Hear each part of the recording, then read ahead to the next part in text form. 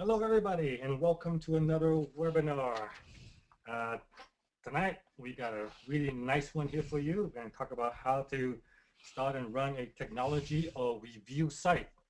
I got my started in technology site, and one of the reasons I wanted to do this webinar is because, I get a lot of people come to my blog, and because they see my blog talks about how to make money online and they see how much money the blog makes, a lot of people mistakenly assume that the way to make money online is to have a blog about making money online. And we're going to show you a better way of doing it. Well, not necessarily a better way of doing it, but another way of doing it. You don't have to start a blog on making money online. Like I said, I got my start in technology sites. And technology sites, or review sites, are still among the best type of sites you can get into. And with me is three guests. I will introduce a little bit, but before we begin, a couple of housekeeping rules. On May 21st, I will be hosting a meetup down in Seattle with Has Offer at the Has Offer's office in 2220 Western Avenue in Seattle. And Has Offer has graciously agreed to give us their office to do this meetup. They're going to pay for all the food, and they're going to pay for the bar as well. So we have free food, an open bar. If you got nothing to do on that Saturday, just come on down, say hi to me, say hi to Has Offer, and we have currently 74 people has RSVP, and it's a 7,000 square foot office. We can get a lot more people, and Has Offer has a pretty big budget for drinks and stuff. So hey, I want to bankrupt them if I could, but I can get a lot more people to attend. So if you want to find out more about it, SeattleTweetup.com. I'll take you to the Facebook page where you can RSVP. All right. Now, another thing is concerning questions. If you look at your webinar, control panel, you will see a hand icon where you can raise your hand if you have any questions. You can raise your hand to ask questions of any question you have, but keep in mind that this webinar is being recorded, so whatever you say is being recorded. So if you have a problem with being recorded, then you can type your question in the chat window, and we will get, or in the question window, and we will get to the questions that way. Okay, so let me introduce my three panelists today. With us is Stephen Fung from FutureLooks.com, Hi. from thinkcomputer.org, and Hello. from iPhoneinCanada.ca. How What's this going up? to work is I'm going to have each panelist introduce themselves, tell a little bit about their blog, their sites and stuff, how they got started. And then we're going to go through a series of questions, and then we'll open up the floor for questions from you guys. So let's begin with Stephen here. Let's change to Stephen, and he can do his little presentation. And then, let's see here. Okay, going to switch over to Stephen.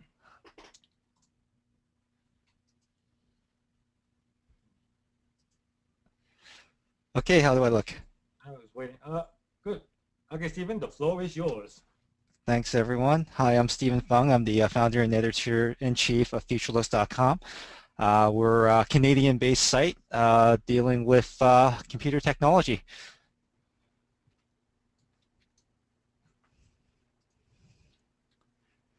So quick agenda here for you. Basically what I'm going to do is I'm going to go through what FutureLooks is and a little bit about me and my role here, how I got started, where the site is today, lessons learned and advice that I have, like stuff that I would basically, if I had to do it all over again, these are the things that I would change. And then show you how to connect with me and answer any questions that you may have. So this is going to be fairly short. Wasn't sure what to put in here, so hopefully based on the questions that you ask me, we can do a future one and I can do a bit better job here. Okay, so what is FutureLooks? Well, FutureLooks, well, it's not your traditional tech site. It actually started out, established in 1999. It's one of Canada's original technology webzines for the wrong reason. Around 1999, 97, that's where the dot-com boom came in. And what we wanted to do was we actually wanted to get a site together fast enough and drive enough eyeballs to it that we could sell it for $1 million. That didn't happen. We cover mobile and desktop computing, including hardware and components. And we also specialize in reviews, article guides, and event coverage. We do go to the shows that you care about. Who am I? I'm a 34-year-old Canadian born in Nanaimo, BC. There's one other Canadian tech site that actually has a Canadian um, editor-in-chief that was born in Nanaimo, BC. He's not here today, but he's in Hong Kong. He runs Hardcoreware. His name's Carl, and hopefully we hear from him one of these days as well too in one of these webinars. I'm a father, a tech addict, and a food connoisseur. I have a diploma in both business and marketing management. I worked in restaurants, the bicycle industry, and the electronics industry, so I've got a pretty wide range of industries that I've worked in. And of course, I'm the reigning 2011 charity PC race champion. I built a PC in 4 minutes 9 seconds, and you can see my interview on BBC UK on Click TV. So how it all started, I kind of alluded to that little bit about the dot-com boom. It was basically 4 friends, and we had a dream of selling off the site to some wealthy investor, right? But unfortunately, we couldn't get there in time. There were too many chefs in the kitchen, and there really wasn't enough commitment or motivation from anyone to kind of move things along. Everyone kind of looked at everyone else to kind of do something about it, and we were just too late. So eventually everyone left, and I became the last man standing in about 2004. So within that 2-year time frame, I kind of rebuilt things, kind of developed content and everything like that, and moved the quality up, and eventually quit my job to dedicate my time to FutureLooks.com. And then between 2006 and 2010, there are some major site redesigns in between, a lot of learning involved. There's new writers, and of course recently new focus on social media. In 2010, we started to focus on video content, YouTube, which has been very successful for us so far. And we also launched a new website, megatechnews.com, which is actually not a news site. It's just been one of the URLs that we've kind of been playing around with. But we're going to give it a push this year and hopefully use it to at least be our answer to the Engadgets and Gizmodos out there. Maybe not as big of a site, but we're going to have our niche there. So FutureLooks today. The site itself gets 150,000 plus unique visitors a month. The page view number we've actually reduced because we've actually reduced the size of the number of pages on our articles, so it's not really accurate anymore. So this is the number of unique people that we get. We have 12,287 Twitter followers, 1,754 Facebook likes, 2,182 YouTube subscribers, and the majority of growth has been in the last 6 months as we've been really pushing to get these channels wide open. Strong sponsor support system has been created over the last 10 years with us. I mean, we've been around for quite some time, and this, of course, opens the door to a good stream of product, advertising dollars, and contests that we can run. So we end up being able to give away a lot of stuff. We're 100% supported by advertising sales. There's no affiliate programs on the site, so that the reviews that we do are not incentivized, so that if you're reading one of the FutureLooks reviews, that you're getting an honest opinion from one of my writers. And we have a strong group of writers across North America. We have a smaller group of writers, but everyone's pretty excellent. So in the last 10 years, what did I learn? Well, a site can only have one captain. So if you're thinking about starting a site with a buddy, maybe don't, maybe at least, or agree to have one person be the leader and the other one to be the follower. You have to establish that right off the bat. Good hosting is your friend, and as John will tell you, sometimes things that look like a good deal aren't. And in the case of Amazon and their web hosting, everyone has found out very publicly how horrible they are. And we were one of the first ones to kind of get a taste of how horrible they were. So, really check things out before you jump into something. We're with a really good host right now called ezp.net, and they actually have some phenomenal hosting services, one of the fastest providers in Canada. Definitely look them up if you are looking to host your tech site. And of course, always be looking for new opportunities. Don't rely on email to talk to people. Call, attend shows, do a lot of face-to-faces where in the industry at the shows where you think that your niche will be. If it's a camera show, go to Photokina. If it's CE products, go to CES, etc. And also look for new ways to communicate with your audience. I mean, we've really embraced Facebook, Twitter, and YouTube. It's been really helping us out. But there's also other things on the horizon, and we're definitely keeping our eyes out for them. You have to control your sponsors if you're a review site, mainly because sponsors will want to control you, and they'll want to do a lot of brand washing. So it's up to you to really maintain the integrity on your reviews so that your readers know that you're doing a service to them, not a service to your sponsors. Typically, what we have in place is that we have such a good relationship with our sponsors that when we have to say something bad about their product, they know that we have some backup for it, and we'll put that in our reviews. So just having a good relationship will allow you to do your job. Um, Always have a plan B, diversify. We do have some projects that are on the go outside of Future Looks, and they're mainly consulting projects, but we've also got some media projects that we're working on. So always be looking for opportunities to put your skills that you learn from the website to work in the real world with other websites or other people that are looking to get into this. Control your expenses. This is one of the things that you can go nuts on. I mean, you'll have a great month or a few months, and then all of a sudden the economy crashes.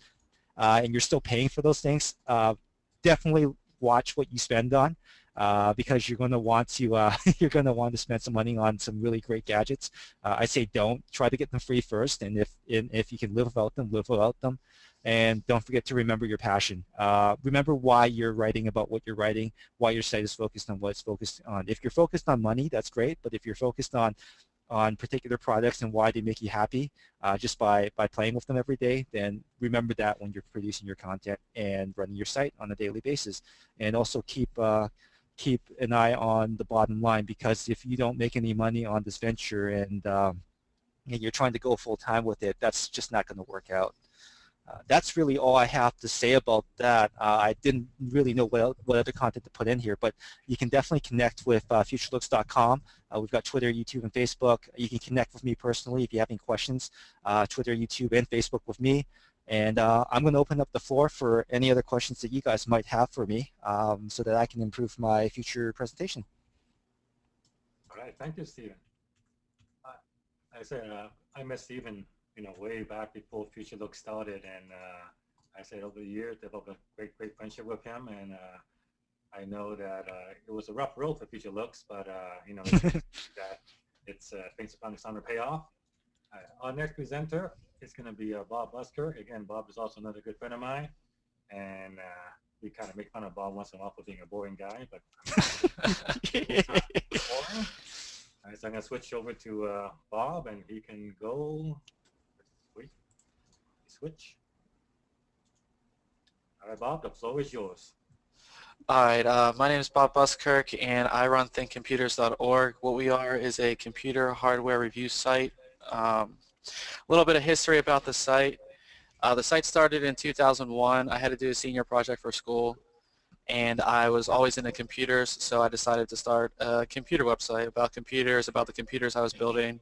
Never really thought I'd make any money off of it. Just did it for free, and it was something fun. Just like I said, it was just a hobby, nothing really, I just did it for fun. And as I said, we review computer hardware, software, anything that goes inside of a computer. How the site's evolved, if you look at the first picture here, this is what the original site looked like. As you can see, it's nothing special, it's just plain. And over the years, it's evolved into more of a review site. This is our previous layout, and then you can see our current layout, which is built on WordPress. Everything's really, really nice. And if you're starting a blog or even a website, WordPress is probably your best bet, easiest thing to set up. The biggest thing with running a review site is your content. Nobody's going to come back to your site if you have no content. Nobody's going to do it. So you need a steady flow of content. You need, 4 reviews a week or 2 reviews a week or some type of steady flow of content so people know when to come back and check out, your new reviews or your new articles. And say you have 5 reviews ready to go, you shouldn't post them all in the same amount of time. So, if you have 5 reviews, do them, all one day after the other. If you have 3 reviews, do Monday, Wednesday, Friday. If you space it out, then more people are going to come back. If you have 5 reviews on Monday and then nothing the rest of the week, nobody's going to come back and see what you have. If you have a lot of content, that's good, but quality content is better. So if I write, 5 one-page articles, that's really, really good. But if I have one, 10-page review that's better than anything else that will get a lot of traffic, that's going to be a lot better. So keep that in mind, when you're writing your reviews or you're writing your articles, that you don't want to do it really fast. You don't want to put out bad content. You want to put out stuff that people actually want to read and that's really interesting to the reader. And when you're thinking about starting a tech site or any type of review site, you want to do it on something you're passionate about. I love computers. I love technology. That's why I can write about it. If you don't think you can create a month's worth of content about whatever the subject is you're writing about, then it really shouldn't be what you're doing. I know John can attest to this, and so can Steven, that if you're not passionate about what you're writing about, one, the content's going to be bad, and two, it's going to become more like a real job, like a real 9 to 5 that you're definitely not going to like. And that's what I've learned with trying to do other things that I thought I was really interested in, and then 2 weeks later, I didn't want to write about it. So really keep that in mind.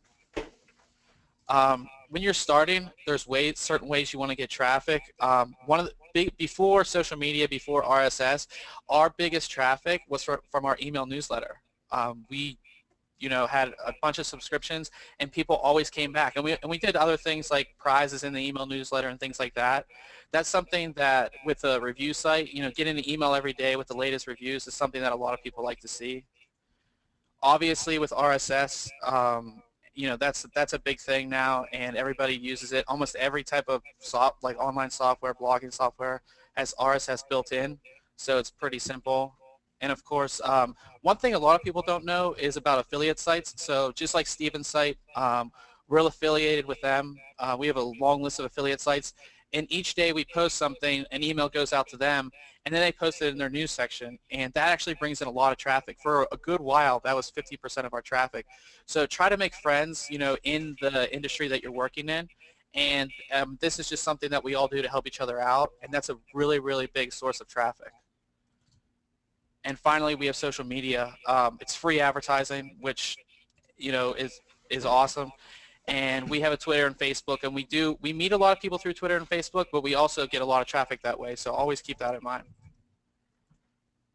And just as to finish it out, this is where you can find us. We do have Twitter, we do have Facebook, and thanks again to John Chow for letting me present.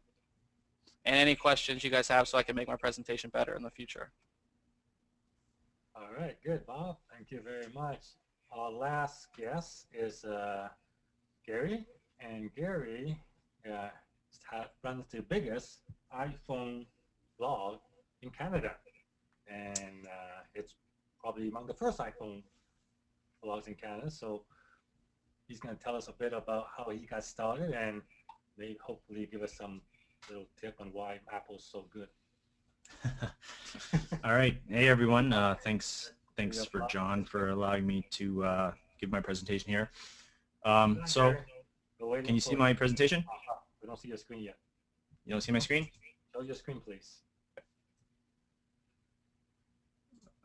Oh, okay. Here we go. Yeah, show your screen. There you go. That's it.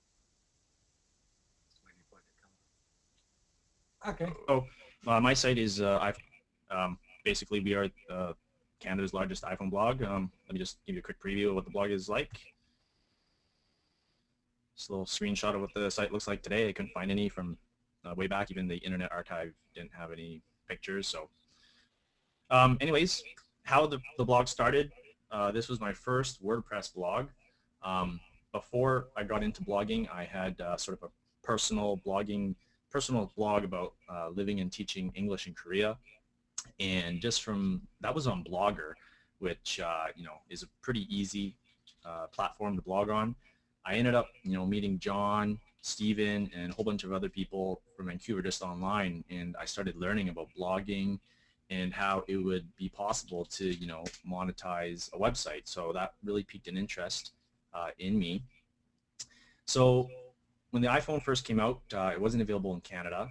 I ended up going down to the States and I bought one. It was my first Apple device. I was really excited to use it. Previously, I had a Dell laptop, Windows guy, but used this first gen iPhone and I was like, wow, this is amazing. So I went to the web and I tried to find Canadian specific information about how to unlock it, how to jailbreak it, how to use it in Canada, and all I could find were just US specific information. So I decided to, start my first WordPress blog, and that's how the blog started. So it was really meant to just sort of document my life as using an iPhone in Canada. It ended up filling a niche that had a void. So I would say I'm sort of lucky since I got in early. Basically, we blog about any sort of relevant breaking iPhone news. We have tutorials. We do app reviews, but we primarily try to stick to a Canadian-specific focus on news. For anyone who wants to start a tech blog or just any blog in general, I encourage them to get started. That's the most important thing most important piece of advice I can tell you. Here's our traffic in January of 2008 when we first started. It's not bad. I was pretty proud of it at the time, and we're like, wow, people actually want to read what I'm writing. So that was pretty exciting. So fast forward a couple of years, and our traffic has definitely increased since then, and we've ended up getting a lot of media attention along the way because we happen to be the only sort of iPhone-specific site in Canada. We are picked up a lot by other big tech blogs and newspapers, local television in Vancouver, even newspapers, radio. So we've done pretty well through a lot of hard work. Just some tips on getting started. If you want to start a tech blog, I suggest that you find a company whose product you enjoy using. I mean, if you find something that you like, it's not really work. It's just sort of like, you're writing about some new toys that you have. Get some domain and hosting and just get started right away. The problem that some people have is they're like, oh, I have a great idea. I want to start a blog about, computer mice. But if you try to be a perfectionist from the get-go, you're not going to go anywhere. So start the blog, start blogging, start posting, and as your blog evolves, you just modify as it goes along. And like Bob said, post daily content. You want to keep people reading. When you don't have any new content, people get turned off a bit. They want to know that you're serious. Our blog has been posting. There's never been a missed post on any single day. We post it every single day. Now we post multiple times a day, upwards up to 10 articles. So I do have some writers that help me write, and it's done pretty well. It's been a lot of fun. Monetizing, I suggest using a variety of sources and test these sources as well. I mean, placements, we use AdSense, CPM networks, affiliate sales, private ads, private ad networks. Just, they all add up at the end of the month. I suggest, you try everything. I have to give credit to John, because at the time I didn't know anything about making money online. So I have used a lot of John's advice to help my blog grow, and so I do give him some credit for my success. How do I achieve this? Well, like I said, write with a passion, write it daily, stick to it, and don't give up, because others will. In the long term, you will win, right? People will know that you're serious. When I first started my blog, there was another fellow Canadian iPhone site that was blogging as well, and it was a great site, and I really enjoyed reading it. But about 10 months in, the blog just stopped posting. The guy just was, I guess, tired of writing, and the blog sort of disappeared. And I saw this happen with a couple other sites that I enjoyed reading. So if you want to stick with this, you just need to blog daily, find news, talk about it, talk about what interests you, reach out to companies, go out and just get it done, right? I like Steven's mantra. You really got to just go out to companies, call them, email them, do anything you can just to leverage companies. In the beginning, I asked certain companies just sending out through contact forms. I'm like, hey, I have a blog. Would you be interested in having us review your product, right? And I was surprised at how many companies would just, be willing to help support our blog and just send us stuff. Nowadays, leverage Twitter and Facebook. Try to connect with similar people, like a lot of similar other iPhone, Apple tech blogs. I talk to these people on Twitter all the time. Use Facebook to get people to start reading your content. And yeah, that's about it. And once you master this model, you basically can just rinse and repeat with any niche. It doesn't matter what it is. You can have spin-offs. So here are some other sites that I've started. iPad in Canada. This is just like the iPhone site that I have, but it's only about the iPad. A lot of people have iPads, but they don't care about the iPhone. They only want to hear about iPad news and iPad apps, reviews, and that's what that site is for. We have another one for Android users in Canada. A lot of people, want to hear Canadian-specific information. So we try to achieve that with our Android site. Both iPad in Canada and Android in Canada, they're pretty much, the largest Canadian-specific blogs in their niches right now.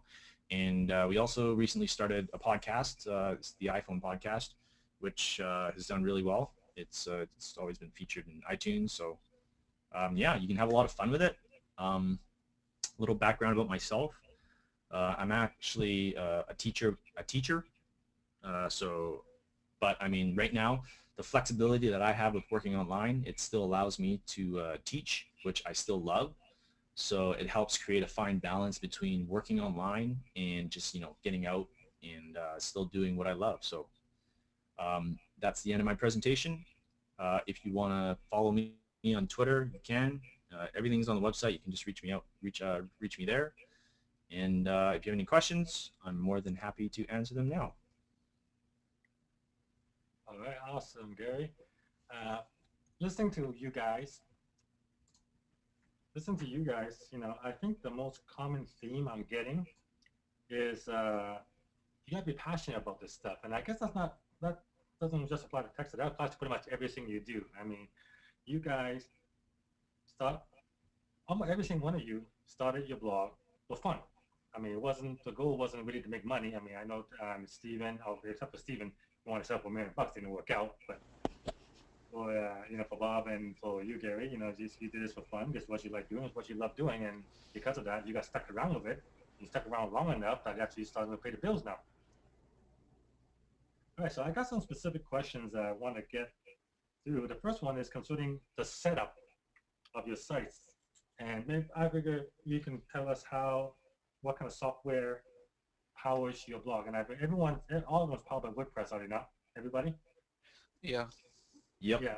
Almost. I know that when Steve and I first started, WordPress wasn't around back then, and neither was blogging wasn't around back then when we started, and we had to code everything from the ground up. And I gotta tell you guys, if you want to start a technologies blog today, it's a lot easier to do it today than it was when we got started. Because back then, the infrastructure was just not there. We had to do everything ourselves, like actually code it from the ground up, and it was expensive. I remember when I finally decided to create a CMS for my tech site, I spent about $5,000 on that. And that CMS today would not hold a candle to WordPress.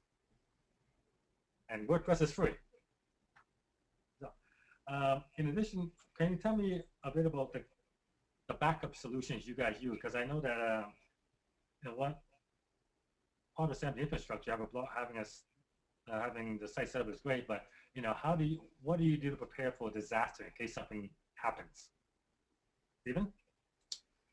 We actually use WordPress Backup. It's a new service that launched just a little while ago, and we use that for future looks only. There is also another option out there now where there's a plugin for WordPress that allows you to back up to your free account on Dropbox even. Now, keep in mind though, that Dropbox only has 2 gigabytes when you start, but you can easily get more storage by simply letting people know about this awesome service and getting them signed up, because that'll get you an extra 250 or 500 megabytes of extra storage per user that signs up. I know that, I think, Bob, you're using BulkPress, are you not? No, they have yet to email me back. Oh, But okay. yeah, but I also use that what Steven said, the WordPress backup, and then through our hosting, all of our databases get backed up nightly. Yeah, that's part of the web hosting. Definitely get it hosted, backs up everything for you nightly. It'll make your job so much easier, especially when something goes wrong. All right. And, Now, and BulkPress is what I actually thought. Sorry, it's actually BulkPress because that's a WordPress product. let's talk a bit about, getting products to review because, let's face it, a tech site, a review site with no products to review is pretty tough. So how do you go about getting products from the manufacturers? Bob? I mean, when you're starting out, it's really hard because you have no reader base. Um, go small at first because you're going to need to gain that reader base to get really, really good products. But just like Steven said, call somebody because it's much harder to ignore a phone call or a voicemail than it is to ignore an email.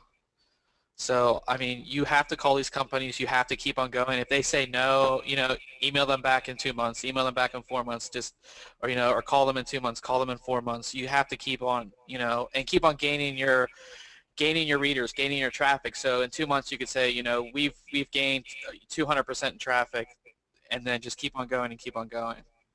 And how do you go about finding who to contact within the company? Say I'm going after NVIDIA for a video card. How do I find out the right person to get in contact with? Um, it's all about searching, really. All those things. Like, I can remember how I started when I started the tech site because I didn't know any manufacturers. So what I did was I got in touch with some of the local computer resellers, computer stores in Vancouver and Richmond. And basically I just went to them and I asked them if I can borrow some stuff to review and just to review. And after I finish, I'll give it back to them and I'll give them a plug in my blog saying this was given to me by PC Computers in Richmond. Go check them out. And actually that worked out quite well. And then I gradually started from there. So that gives me a continuous flow of products to review. And the company who provided the product didn't cost him anything. He just loaned it to me and then he got it back and he got free publicity. And from then on, after I built up to a certain size, then I was able to contact the manufacturer. And how I enter contact manufacturer is basically the easy way to do it is to just go to a website. Let's just say, let's pick a site here. Let's say,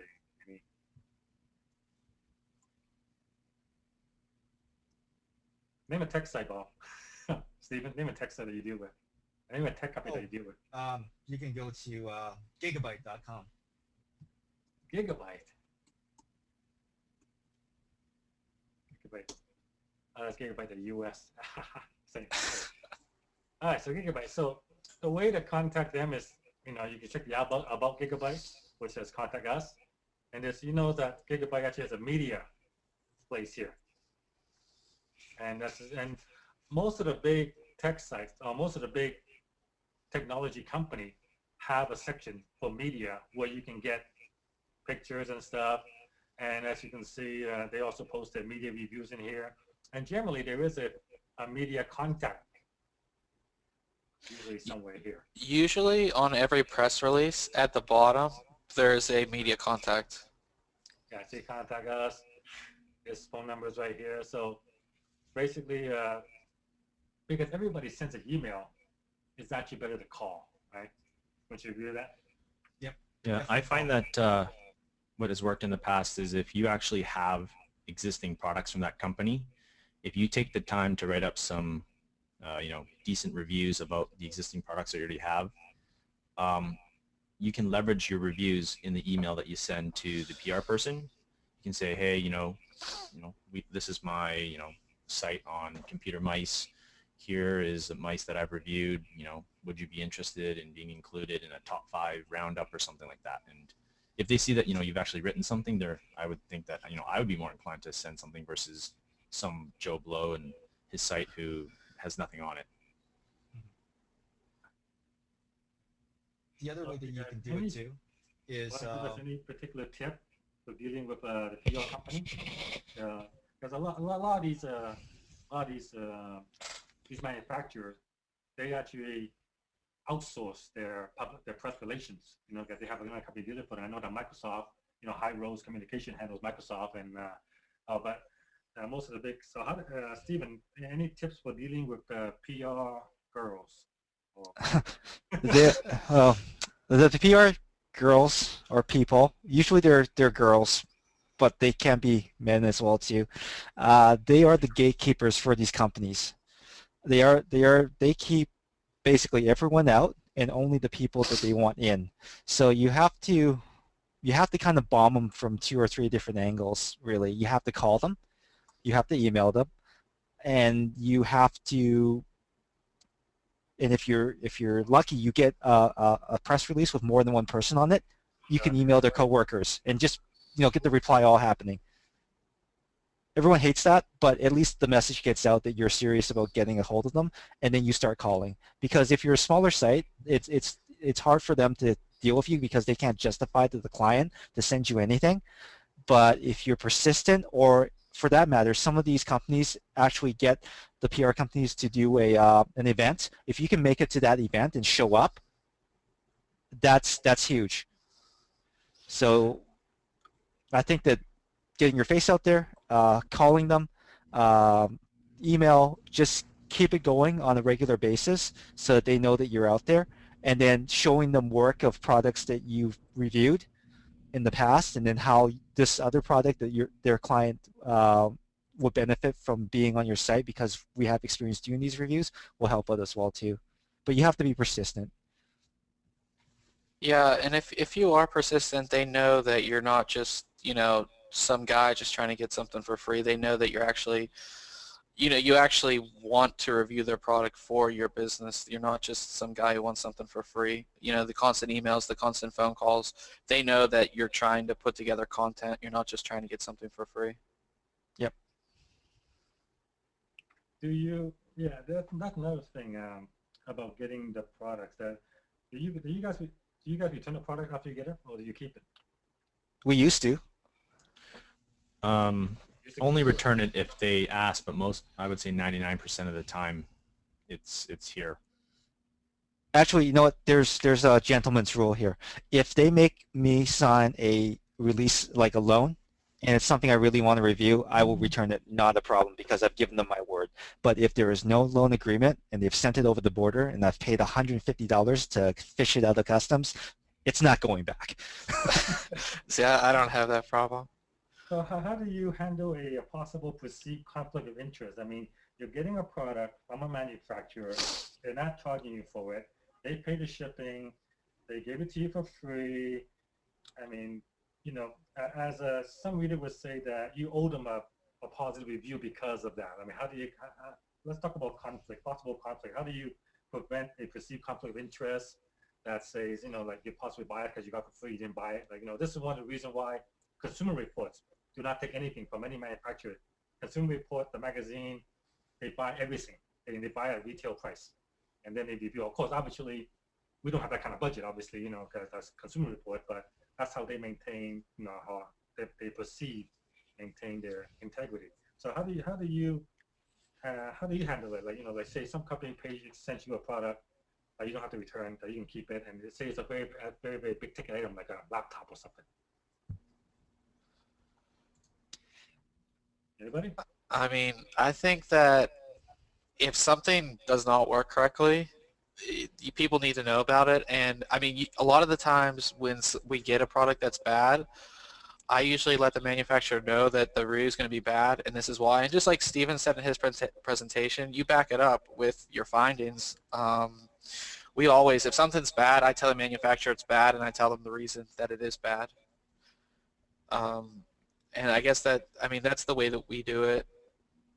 And with everybody that writes for me and everybody that works for me, it's the same way. I tell them, if it's really bad, let me know, and let me know the reasons why. Don't, you're not going to write a good review just to get free products, because who wants a free product that sucks?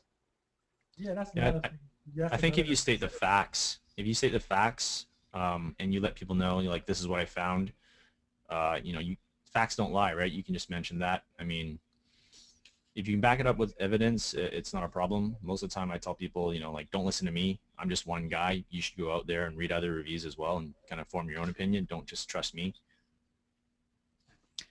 And back on the proof. If you've got the proof, and you can, and you know what, companies put their products out there because they want the feedback for it.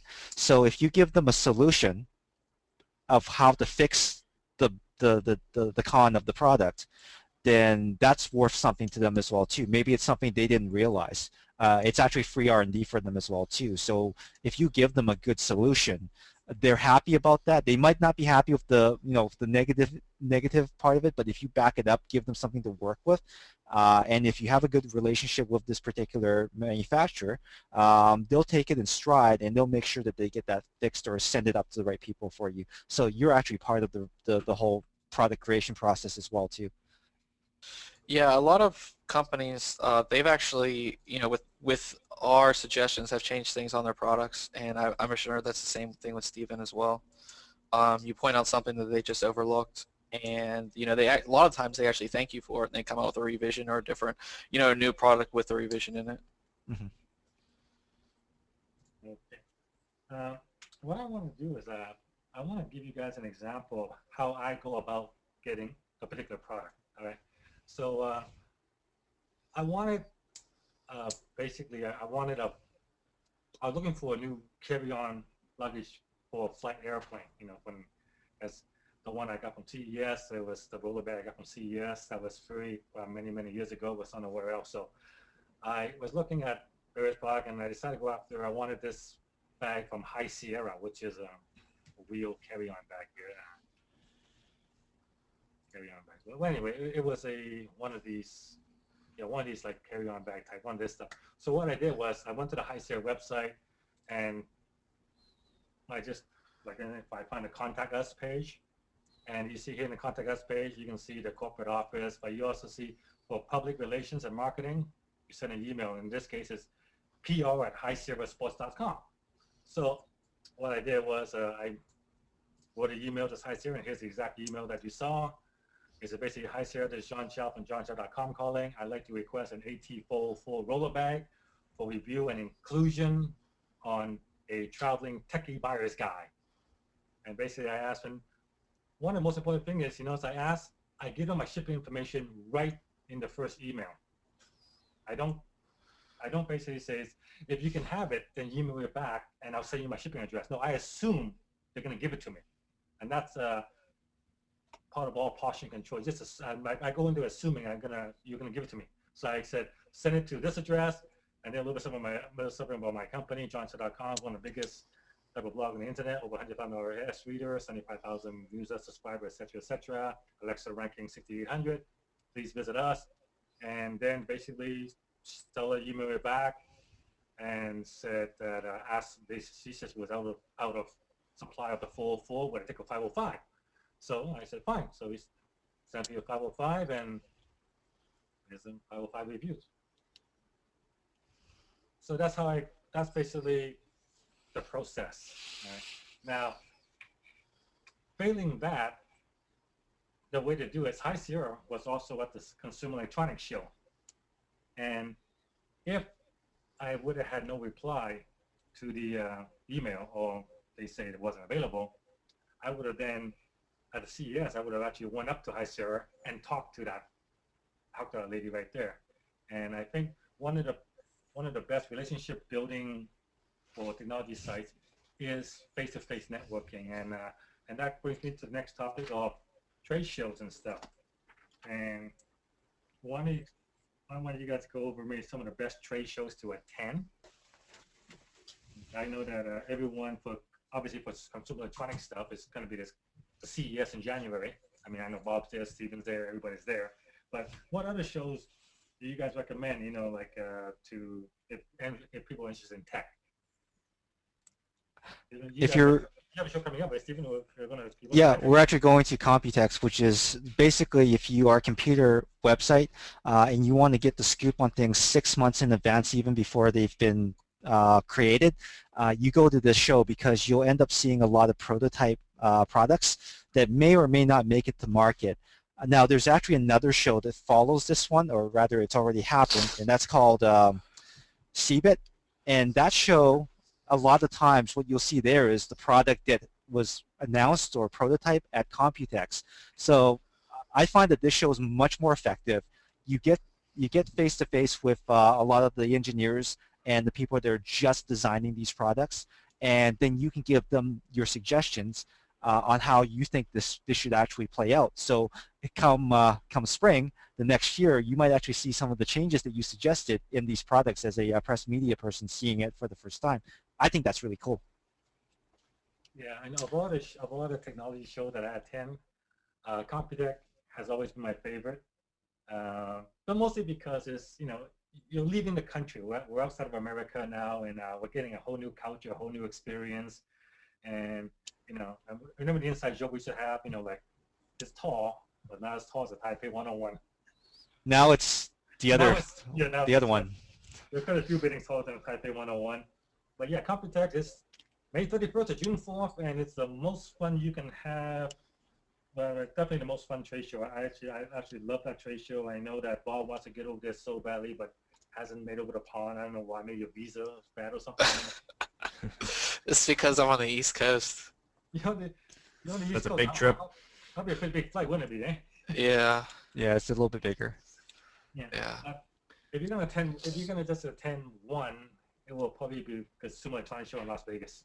Yeah. Yeah. That's the one that everybody should go to. Yeah, that's the one you're gonna go to. That's where you're gonna meet. And in addition to meeting all the manufacturers, there were lots of media-only events at CES. And what these events are is they're usually put up by PR firms, and they're specifically for media only. So as a blogger, as a technology site owner, you get invited to these media events. And these media events, and they'll be usually held in a big ballroom, and there'll be like up to 100 companies there, and all of their PR people are there because they're there to meet the media. So it is your best chance to get face-to-face contact with the very people that can get you the products to review. And I believe for CES, the big one would be digital experience. Mm-hmm. And there's also a few other ones at CES happening. Lunch of Piero's, right? Lunch of Piero's is very good. Showstoppers is stopping bloggers. So you may not. They don't stop bloggers anymore. They don't stop. They've had to buckle to the pressure of that coverage. So it's become a lot friendlier. But the guy there, the organizer, will still frown at you. He's a funny guy. Yep. All right. If there are any Canadians out there listening and you're an Apple fan, there is the Apple Expo that's happening in Toronto on July 12th of this year. It's basically the largest sort of Apple-related expo. I'll be there speaking in July, so come on out and visit and say hi. For other people in the U.S., obviously it'd be like Macworld. That's where most of the big manufacturers head down to Macworld. I think every year they send out free passes for people to go. So definitely worth it if you're looking into getting into some sort of Apple site. Those are the ones to attend. All right. Let's talk a bit about getting help for your blog, getting writers, because if you look at a site like look at these tech sites like Future Looks and iPhone in Canada and Think Computers, they post a lot of content. If you go to Future Looks, there's a lot of content, and these are all products. It's not like writing a blog post where you just sit down and write a blog post. I mean, Stephen had to actually take these products apart and actually review it, and that running through benchmarks and stuff, and that actually takes time. And so obviously, if you look at the amount of motherboards, CPUs, computer cases, fans, obviously doing this all by yourself is going to be pretty much a full-time job. So let's talk about how you go about getting writers. And in my case, when I first started, getting writers wasn't really that hard to do because for many people, technology is a passion and a hobby for a lot of people. And what I did was basically I would find some good people who likes the stuff as much as I do, and I would let them, why don't you review this for me? And I would compensate them by saying, you get to keep the motherboard. It's yours. Just do the review, run the benchmark, write it up. And I find that these young guys would actually love it. So Stephen, like you have a bunch of writers. Like, how do you find them, and how do you compensate them? Finding them is hard. To find someone that has the necessary skill set to write these reviews in an understandable way is very difficult, because you can be a very techie person, but you may not be able to communicate that well in the review. So You have to find a good mix of the two. They can't just be passionate guy with a lot of benchmarks. He has to be able to present those facts in a way that someone doesn't get bored halfway through and not want to read the rest of the review, or find that the review, the content is actually isn't relevant. So yeah, it's hard. But once you find that person, when they're on your site writing for you, the hardware is one thing, but you have to make sure that, you know, at the end of the day, it's what's in it for them, you know, WIFM, right? And one of the things that we actually implement is if you click on any of these reviews here, there's going to be a you know, ad blocks inside the articles, and we actually allow our writers to put their own AdSense code in the ad blocks inside the article. And these are one of the more clicked on ad blocks. So the ones at the bottom inside the body of the article are all actually for the writers. In this case, Michael Kwan wrote this review. If you click on his ad, he's going to get paid for it. I'm not telling you to do that, but you know, if you did, then he would get paid for that. Revenue sharing. Yeah, so revenue sharing is one thing as well too. Plus, my writers like to go on trips. They like to go to CES. So I do my best to make sure that, you know, we cover a good portion of what the writers pay to go to these trips. So we'll reimburse them after the fact. For Computex, because it's such an expensive trip, we've ended up paying for the whole thing. For Michael will be coming with me this year. And he's actually taking care of our other site, megatechnews.com. So what we're going to do is we've actually decided to split up the coverage a little bit, but he's got a free trip out of it. He can write a lot more content because he's got a lot more topics to write about. And he also gets to go wedding shopping for his wife because his wife is meeting him there. They leave me waiting all the time. Can he attend all the parties? Yes, you can. What we're going to be doing is the parties are a lot of fun because you get to win a lot better prizes in Taiwan. And so the prizes are great. I've won motherboards, I've won, you know, memory, I've won a lot of really cool things.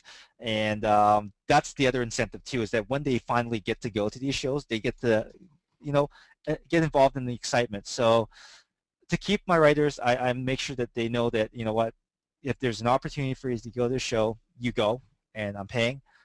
There is a performance bonus inside a lot of these articles that are included. If you don't get to keep the product, I do pay you for the article, but if you do get the product, then you get to keep the product. So that's kind of how I operate with FutureLooks. Here you see just from the 2007 CES, this little picture of all the stuff I got just from CES, and Computex, I got way more. Yeah. Yeah, and also we get to sing with Kenny. I mean, how good And is that? Kenny. Kenny, good old Kenny. For those who don't know, Kenny is the founder and CEO of Double Take. Demotech, and yeah, he loves to sing. Yep. So, Bob, do you have any paid writers on staff, or how do you compensate? The way we do it, just like Steven said, is they do get to keep the product, and then depending on how much content and how long they've been with us, they do get paid on a per review basis, a set amount per review. It all depends on the writer, how long they've been with us, what they're reviewing. And just like Steven said, also when our writers, we pick writers to go to CES, and their trip is paid for as kind of a reimbursement type thing. That's pretty much how we do it. Almost basically the same as Steven, except for we don't do the revenue sharing. We do a set amount per review. And Gary, do you have any writers on staff? Yeah, we got a couple writers on staff. Basically, we pay them per article. Most of the time with reviews, they get to keep the review, and they're paid for the post as well. So it's a bit of an incentive to just, you know, review products, and just I guess, you know, with us it's a bit more, it's more about writing articles that are a bit time sensitive versus just reviewing actual products all the time. So it's definitely, it can be hard to find someone who is dedicated and passionate, but you know, it takes time to sort of find the right person. How do you guys find your current writers? Like I think that's, like I said, you know, it is hard to find good writers. How do you find your current writers? Did he find you, or did you find them? A lot of the times they find us. I've got many emails people wanted to write and things like that. But on the other hand, too, a really good place to find tech writers is LAN parties. I found almost everybody that writes for me now I've met through going to a LAN party. We still do LAN parties, huh? They still do. They still do. It's very popular. I guess Yeah. everyone brings notebooks to LAN parties now. Notebooks. It's Yeah, a lot actually, you know what? easier. It's a lot easier, but there's still a lot of people that'll carry their huge case and 6 monitors and plop right down for the weekend. I was at a big LAN party last weekend with 300 some people, and there was a good amount of laptop gamers. I was really surprised. All right. Let's talk a little about getting traffic, because we all got to start somewhere, and like you guys got nice size, decent size traffic on your blog now. I mean, you all basically Stephen and Bob, you guys do this full time, and this is your business. I mean, it's you don't have anything other business outside of this blog, and I know that Gary, while you're still a teacher, it's just like because you love what you're doing. Your site's getting up traffic for you. Again, if you want to, you can quit teaching. So let's talk about some of the promotions and stuff you did to create traffic for your blog. None of you guys do any kind of paid promotions. I know that. So how do you, in the beginning, how did you guys get traffic to your blog? Like when you guys started, what kind of promotion did you do to get people to come to your site? I think the biggest thing was the affiliate site thing. Meeting people, emailing other sites, asking them to post the news that you send out. In the beginning, that was huge for us. Get one big site that posts your news. That can be huge for you. You can, go from getting, 100, visitors a day to over 1,000 just by doing that, and that just gets your name out there. Okay, let me just explain to the people about the affiliate site thing. Well, what Bob is talking about is basically the tech site community is a close-knit community, and one of the features tech sites do is we post news for our fellow tech sites. Like this is Kyle Bennett's site, Hard OCP, and if you see on top of here, you'll see his article that he did. And below here, you see hard news. And these are news that he will post around the industry. But one of the things he also does, he will also post news from other tech sites. And if you go to most tech sites, they all have a news section. And if you were to contact Kyle, you'll see under contact here, you can send your news to him. And in this one, the email address is hardnews@hardocps.com, basically. And same thing with Bob. If you look at Bob's site, you notice that he has a news section where he will post news for other. It's on. If you go to the top, it says news up top. Yeah, there you go. So news, yeah, affiliate news. So basically, what Bob has, or when we first started, what we did was we would send our news to all these other tech sites. And here's an example here, Motherboard. Like Bob is posting news from TweetTown, ProClocker, NeoSeeker, Pure Overclocker, Benchmark Reviews. All of these tech sites also have a news section. So it's kind of like, I'll post your news if you post my news. So if you're going to start a tech site, you should definitely have a news section where you can post news from other tech sites, because then you can email these guys your reviews when you have it, and they will post your news. Now, not only will this get you traffic, this also increases obviously your search engine ranking, because you're getting a backlink from everybody. And if you look at a site like HowToCP, he has a PR6, so it's an easy way for you to get a link from a PR6 site, if you have an original review. And when I first started, I believe my list was at that time, we had about 30 tech sites, and I believe by the time that list builds up to, how many news sites on your list now, Stephen? I think I got over 1,000. Well, of the 1,000, there's probably about half of them that are no longer there. Yeah. And then of that half, there's probably another half that are no longer posting news. And so that it's actually, I've only got 120 people that sites that I send to, and sometimes it ends up bouncing back because they've gone offline. So it's always changing. Yeah, but still, even if it's 100, that's still 100 new backlinks. Yep, that's 100 new backlinks. That's correct. So don't think of it as But while you may not get as much traffic benefit from it, you're getting a tremendous SEO benefit from it, especially when they're linking to your review with the actual product name, like, in the case of Bob here, Asus P8Z68V Pro. I mean, that is a link with a keyword domain or keyword link right there. So, and how you go about, the best way to find a site that posts news is actually, to look at other sites. Like you look at Bob's site, one way, like Virtual Hideout, he posts news. XS Review, he posts news. SSD Review, all these sites post news. So you can just visit these sites, find these sites, and then just go to the contact form, go to the About Us contact, and you can find out right here, email inquiries, and you can find out the news address or news email. And you compile a list of all these tech sites, and when you have a review, like this video card, you can just send an email to all these news sites. Just say, hey, I got a new review of the Sortech GeForce, and this is the URL. If you guys think your readers would like it, a news post would be most welcome. And if you have any news, send it to me, and I'll post it too. And I found that in the beginning, that is what got my tech site started, and I believe that's what got all our tech sites started. That's how we did it. Yep. Because back then, we didn't have the dig. We didn't have, we didn't have social media or anything back then. All we had basically each other to support each other. And Slashdot, that's about it. Oh yeah, Slashdot. Yeah, Slashdot.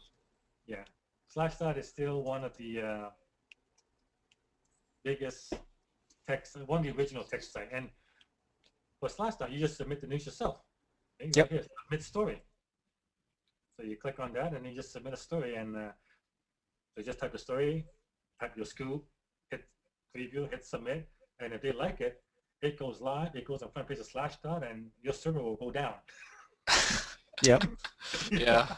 Yeah. So I've been Slashdot quite a few times, and yeah, I mean, so this is how we did it in the beginning, and also not only Slashdot was sending you a lot of traffic, but you're also getting a link from Slashdot.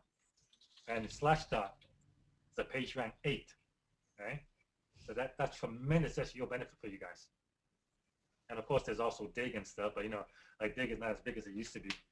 I remember Dig is dead.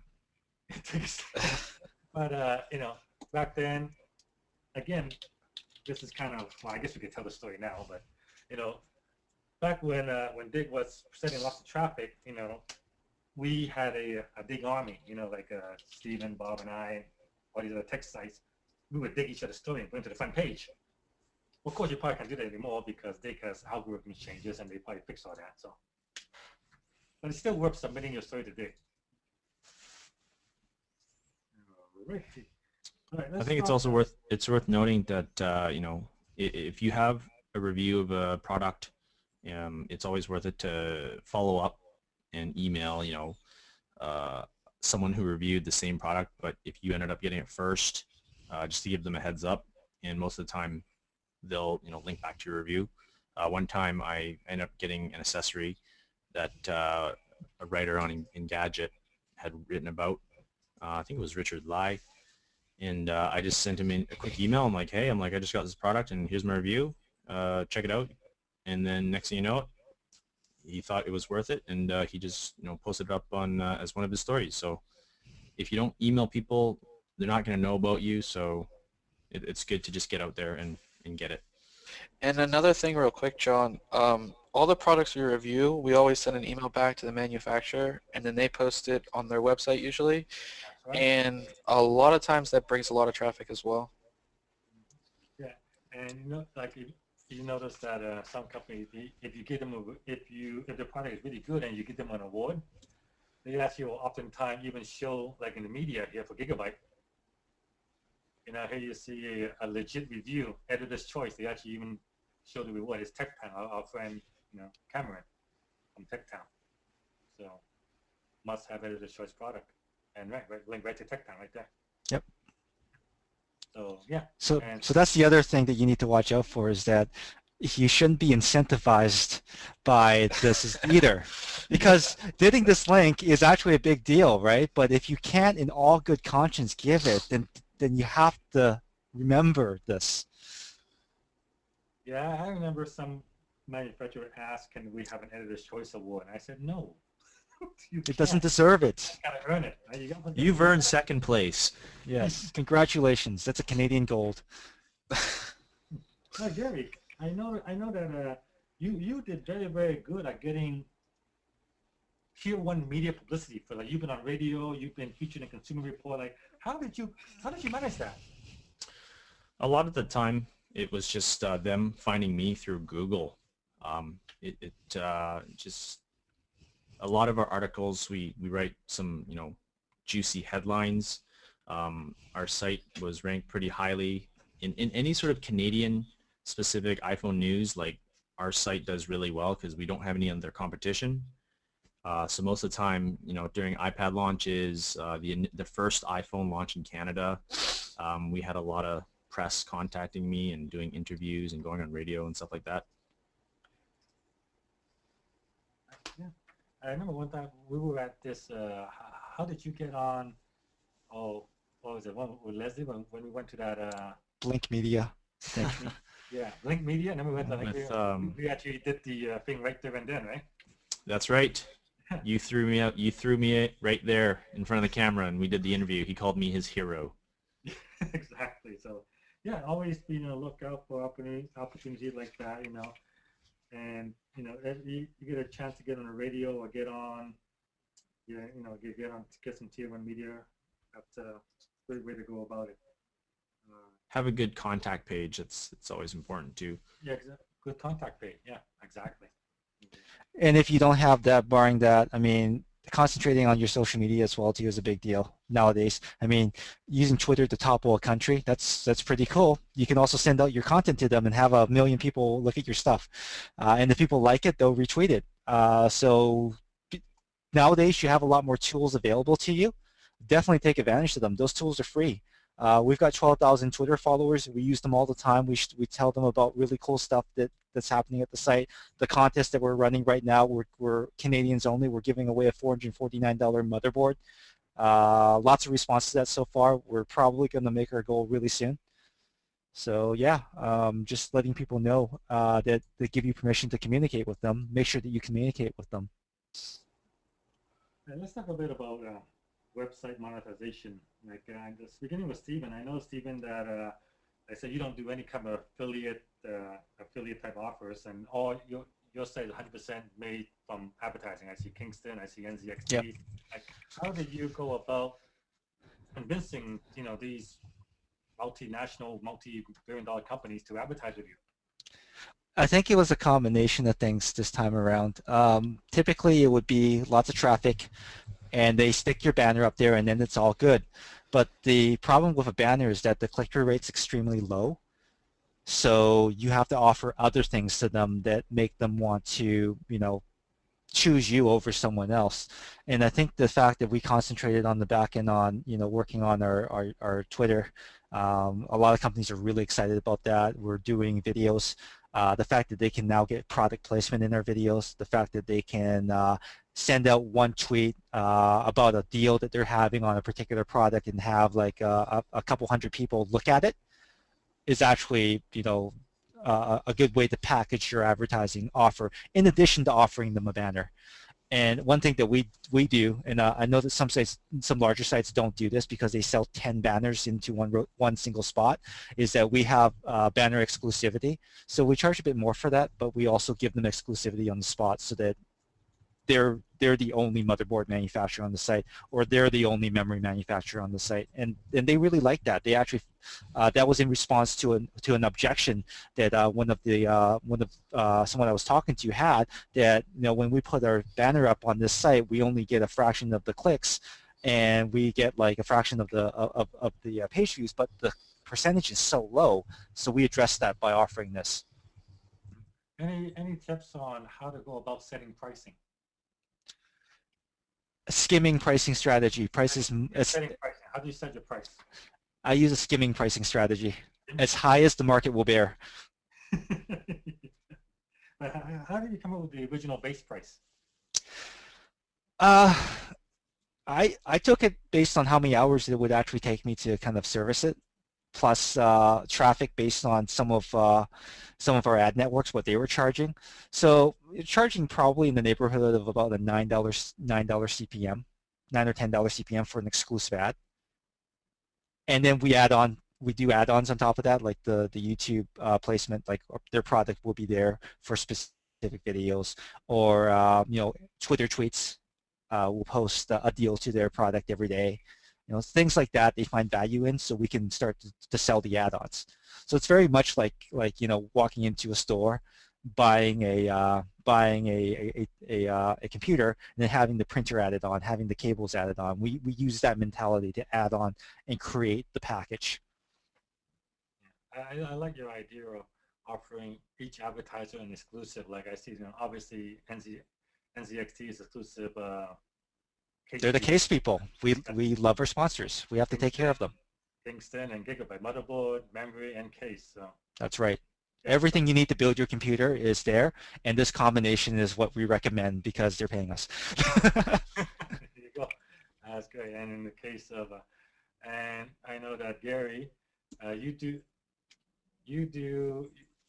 a lot of affiliates stuff, right, on your to monetize your site. Yeah, that right there is the iPad site. A lot of a lot of manufacturers have now jumped onto the affiliate bandwagon, so you can get a cut for a sale. A lot of the times, you can negotiate with them a higher payout based on ad placement, and that has worked out pretty well for us. But I think at the end of the day, it comes down to all of our revenue streams added up, and that sort of pays out that way. We don't sort of put all our eggs in one basket. Exactly. And the great thing about affiliate sales is that, like John always stresses, is that I could be sleeping and wake up and you'll see a whole bunch of sales. So, and another thing is, like, part with running sort of a news type site, it is very competitive with other competitors. Here you're looking at buy sell ads, which is sort of a third party network, and they sort of take a small cut out of your private ad, and they sort of take care of everything. And from what I've found is that joining buy sell ads, I've sort of basically entered this marketplace where so many more advertisers are contacting me and purchasing ads, whereas before I'd have to go out and email them myself, which is very time consuming. So it is one avenue of our revenue stream, using buy sell ads and other networks as well. What do you guys use any particular software to serve your ads, like any particular ad serving We software? used to use PHP ads, but they suck. So it was horrible. OIO Publisher seems That's to what be I use. pretty good.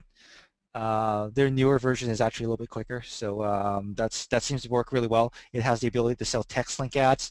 It has the ability to sell banners. It has the ability to sell different size banners as well too. So definitely recommend that if you're looking for a native WordPress plugin for selling. And they even have their own marketplace as well too, so you can sell your ads in their marketplace as well too. It's probably not as big as buy sell ads, but they do have categories for that. Yeah, there's a tech category. So, oh, look at this. It's it's a fuck domain. but yeah, that's what I use on my blog, Oil Publisher. It's only $47, and it's probably the best WordPress plugin you can install. And while you're waiting for a sale, OIO can serve a default ad. It can serve a Google ad, it can serve a house ad, or whatever type of ads you want.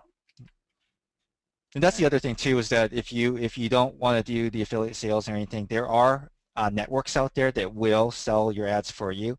They take a pretty major cut though, because they sell you as part of a package, but it's better than nothing when you're starting out, when you're concentrating on getting traffic.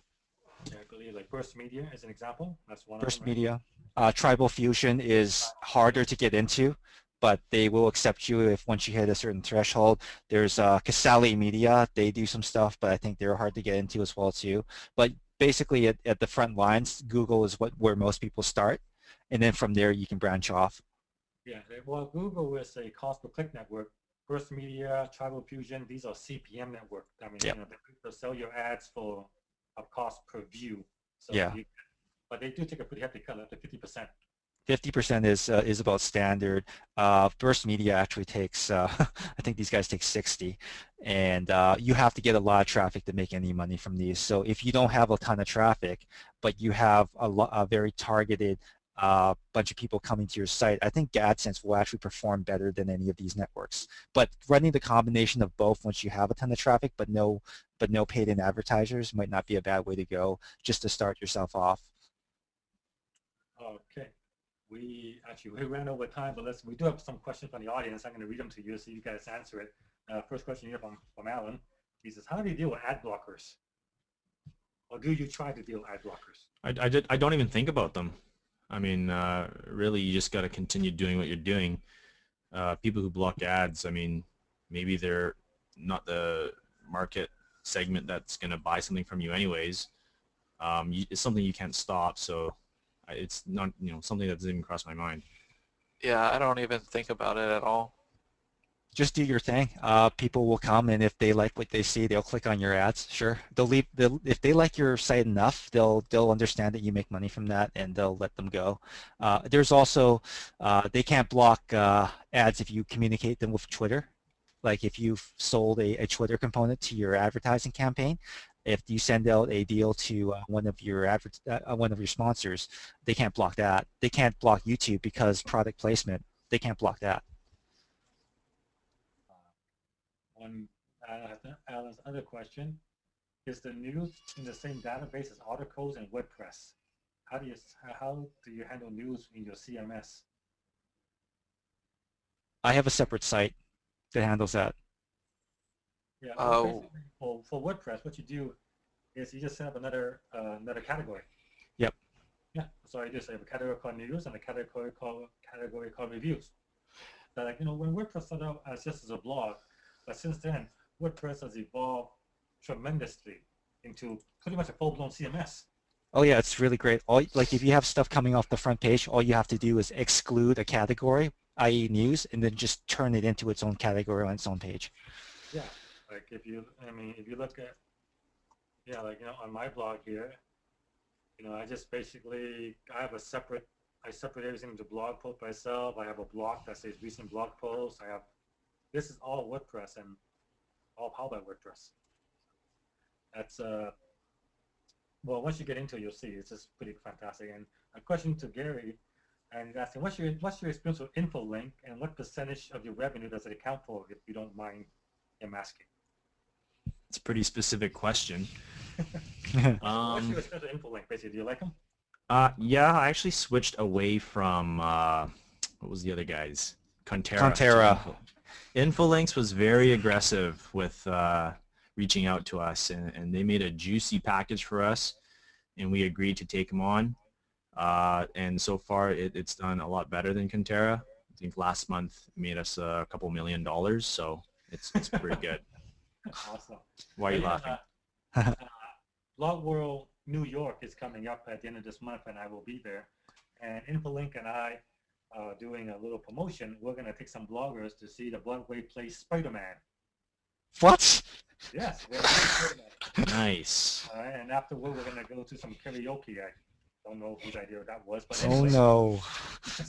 But anyway, so I have to choose some blogs to go with me to go see Spider-Man.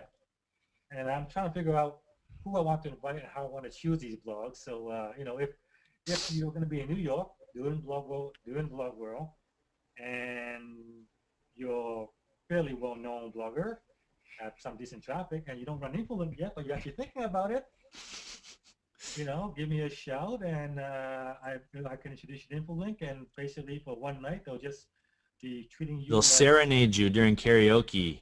They'll be serenading Oh, you. God. Get you to sign on. Dinner, and we're going to have a good time, basically.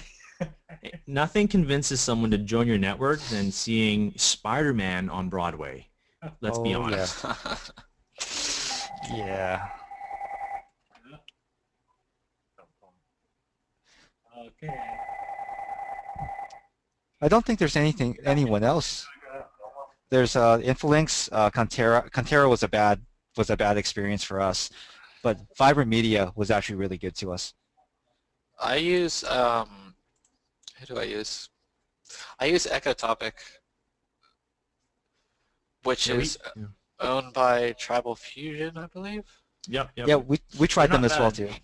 Yeah, they're the only person that still gives me a flat CPM, so I like that.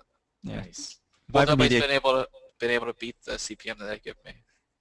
Yeah, a lot of it really when dealing with ad network is after you get a certain volume, do not accept what is written down on the publishers or the advertisers' website. Like they say they'll give you this or revenue share, do that. Once you can prove that you can produce certain volume, you can ask for more, and you should ask for more, because really they need you more than you need them. Yeah. No one has been able to match our Vibrant Media deal, so we've stayed with them for we've been with them for almost 5 years now.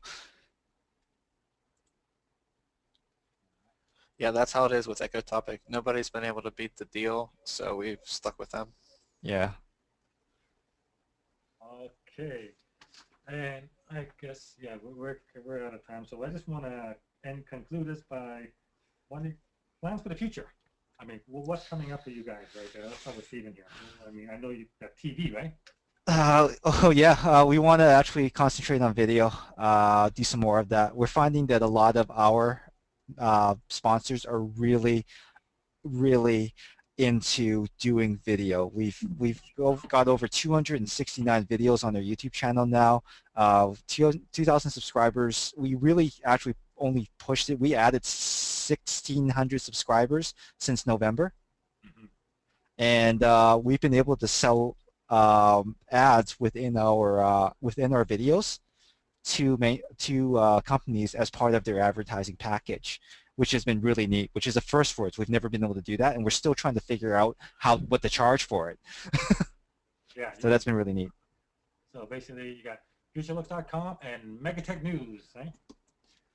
Yeah, Megatech News is actually both sites are getting full redesigns, and they should be up next month. And that's going to be a big step for that other site, because it's been kind of this site was kind of put together as a joke, because it took me 20 minutes in a coffee shop one day.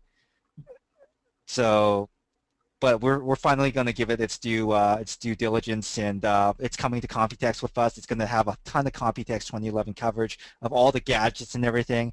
FutureLooks will cover the computer stuff. It's basically our answer to to the gadget blog. So we're going to cover everything that FutureLooks does not cover in this space, and as a result, all of the news that's been posted here gets a lot more coverage. Our affiliate news is posted here as well too. So really looking forward to growing this site. And we've also got our first sponsor there. Zalman's taking care of us on that. So thank you very much, Zalman.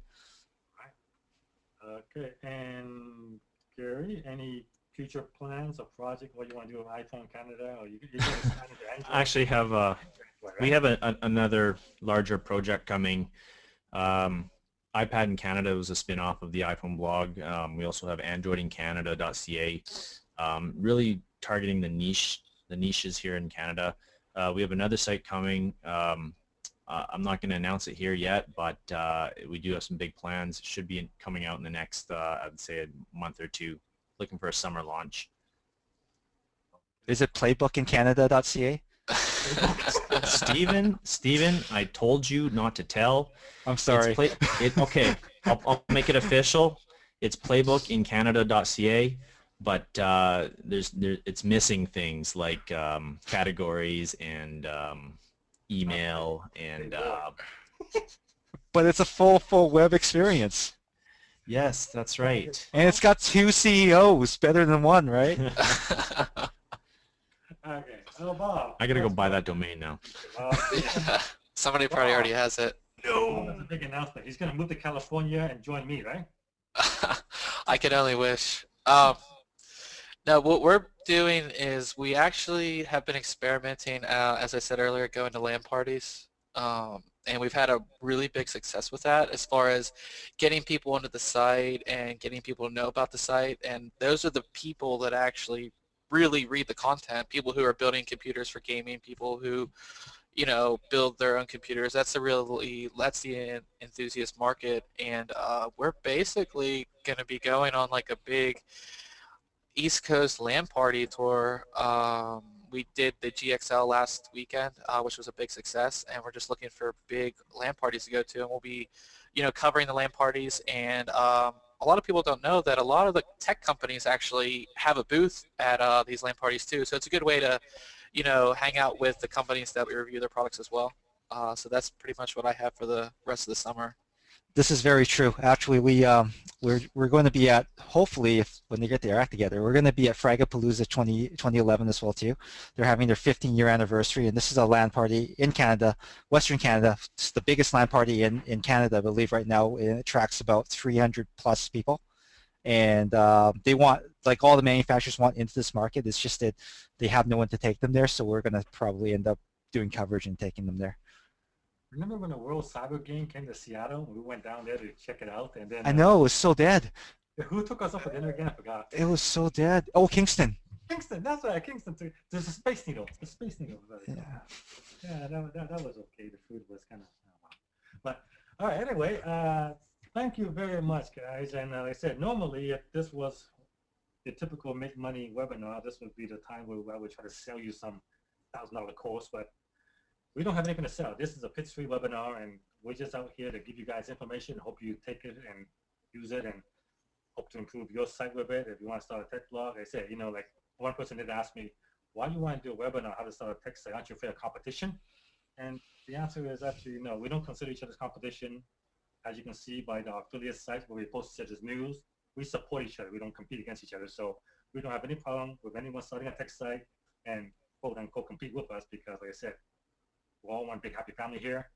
And all we ask is that, you just check out our sites, read it, follow us on Twitter, contact us, any question you have. We'd love to hear from you. So until then, we will see you on our next webinar. Thank you for coming, and good night.